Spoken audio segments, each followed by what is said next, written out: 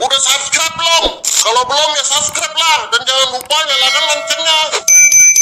Kalau enggak, retak tinggalkan kubuan. A'udzubillahi minasyaitonirrajim. Bismillahirrahmanirrahim. Teman-teman, kali ini saya akan melanjutkan pembahasan yang kemarin, yaitu perihal Syaiful Karim. Syaiful Karim ini setelah saya simak-simak, memang kemarin saya sudah menyimak beberapa video dia, di mana dia menafsirkan atau menerjemahkan Al-Quran dengan seenak jidat dia. Apa itu? Yaitu tentang surat Al-Qari'ah. Surat Al-Qari'ah itu katanya bukan kiamat, tetapi si pembaca perempuan. Jadi bikin geli ya teman-teman, dimana dia tidak bisa membedakan antara Al-Qari'ah dengan Al-Qari'ah. Ada perbedaan di situ, yaitu antara Ain dan Hamzah. Ya, dia mengaku atau diakui serta dipercayai oleh beberapa jemaahnya kalau dia adalah seorang kiai, tetapi pada kenyataannya dia menerjemahkan Al-Quran seenak jidat dia, seolah-olah bahasa Al-Quran ini, bahasa Arab ini adalah bahasa yang masih baru bahasa ini. Jadi dia menerjemahkan seenak jidat dia. Kita harus mengikuti salafus soleh, orang-orang yang sudah menerjemahkan, orang-orang yang menafsir. Gak masuk katanya pemahaman apa-apaan ini, ya Allah. Dan di sini dia juga memberikan pemahamannya yang ngalur ngidul tidak jelas, yang dimana lagi-lagi dia menafsirkan Al-Quran dengan seenak jidat dia mengenai hukum menyembelih binatang. Mari kita langsung simak seperti apa kedunguan si Karim ini. Quran surat Al-An'am ayat 118. Maka makanlah binatang-binatang yang disebut nama Allah ketika menyembelihnya. Ketawa dia. Ketawanya kayak ngenyek gitu ya. Coba kita ulang lagi, seperti apa mulutnya ketika dia seolah-olah siapa sih Allah ini? So yes gitu. Coba. Coba lanjut dulu. Apa yang kalian lakukan selama ini? Apa? Memotong hewan dengan membaca basmalah? Iya. Sakit nggak hewan? Dia sakit. Saya mau nanya. Hewan yang disembelih pengen hidup nggak? Seperti dia mau menertawakan ayat tersebut, teman-teman. Seperti mau menertawakan apa yang telah Allah tetapkan. Padahal di situ jelas ulama-ulama sudah memberikan pendapat kalau hal itu, di mana kita kalau ingin memakan hewan ternak ataupun hewan buruan harus menyebut Bismillahirrahmanirrahim, bukan malah menertawakan seperti dia. Apa yang dia bilang tadi? Ketawa sinis dia. Alhamdulillah. Coba lanjut dulu. Apa yang kalian lakukan selama ini? Apa?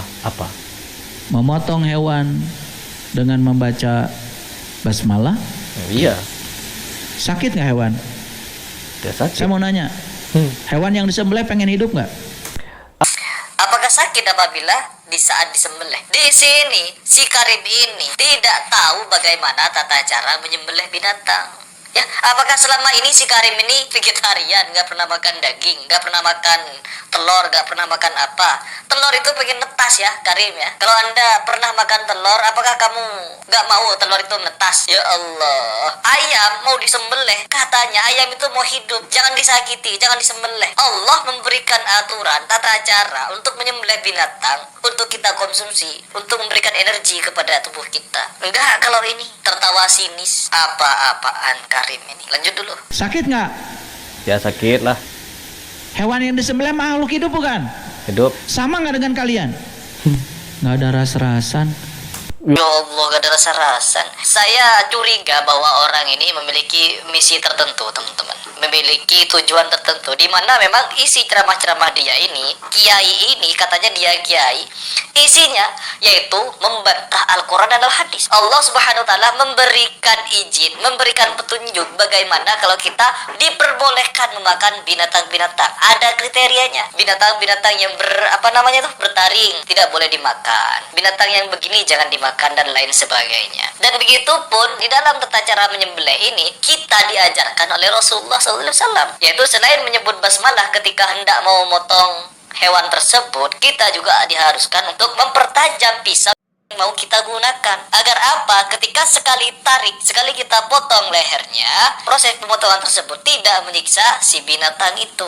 Ada tata caranya Pak Karim, tidak sembarangan. Berbeda halnya apabila si binatang dipukul pakai palu, kepalanya dipukul. Itu sudah sama halnya menyiksa duluan. Ini pokoknya video orang ini, ceramah-ceramah orang ini memperselisihi Al-Quran dan Al-Hadis. Lanjut dulu. kalau mau nyembelih ayam, Ayam? bukan pakai basmalah, Loh, minta maaf. tolol. Kalau ayam mau disembelih, hampurannya ayam. Apakah ayah memaafkan? Maaf Anda Pak Karim. Anda membuat ajaran baru. Ini sama seperti Panji Gumilang, teman-teman. Di mana dia ini memberikan ajaran-ajaran baru, tata cara baru di dalam beragama. Menafsirkan Al-Quran seenak jidat, mendefinisikan perintah Allah seenak jidat. Bahkan bukan mendefinisikan, bukan menerjemahkan, bukan menafsirkan, tetapi mengobok-obok, memberikan statement-statement yang sesat menyesatkan. Dan apakah orang seperti ini patut kita diamkan? Dia sejatinya telah menista agama, dia sejatinya telah memperolok-olok ajaran, dia sejatinya telah memberikan ajaran-ajaran yang berbahaya terhadap anak cucu kita di masa depan. Bagaimana kalau ajaran dia ini diterima oleh kalangan awam dan dianggap suatu ajaran baru, tetapi pada kenyataannya dia memperselisih Al-Quran? Na'udzubillah min dzalik. Ini teman-teman, apabila kita menjumpai orang model seperti ini, melihat manusia seperti ini, kita bukan diam. Tidak dibenarkan kita diam apabila melihat orang seperti ini. Wajib bagi kita untuk meluruskan syubhatnya, menentang apa yang berusaha dia ajarkan kepada orang-orang milenial. Takutnya doktrin-doktrin yang mau dia sampaikan, yang mau dia tebarkan, tidak jauh berbeda dengan Panji Gumilang, yang dimana ajaran Panji Gumilang itu sangat-sangat menyimpang dari ajaran syariat, baik dari keempat mazhab. Bahkan dia membuat mazhab sendiri. Dan sampai sekarang ajaran sesat Panji Gumilang apakah stop? Tidak. Di Al Zaitun sana, ajaran Panji Gumilang ini masih berlangsung. Faham-faham yang mau dia sebarkan masih berjalan di sana. Bahkan mereka ini masih berusaha bagaimana agar Panji Gumilang ini bisa lepas dari hukum, bisa keluar dari jeratan hukum. Agar apa?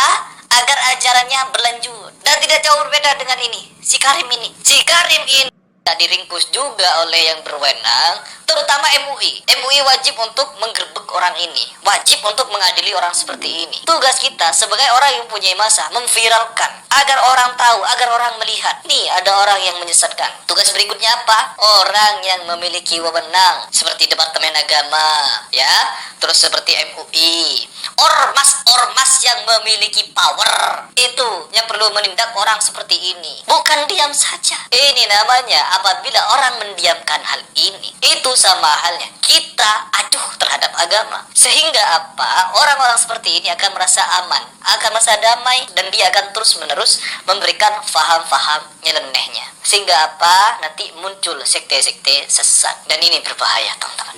Oke, mungkin itu saja, teman-teman. Nanti kita akan bahas beberapa video penyimpangan dia yang lain, yang dimana jauh-jauh lebih parah dari hal ini.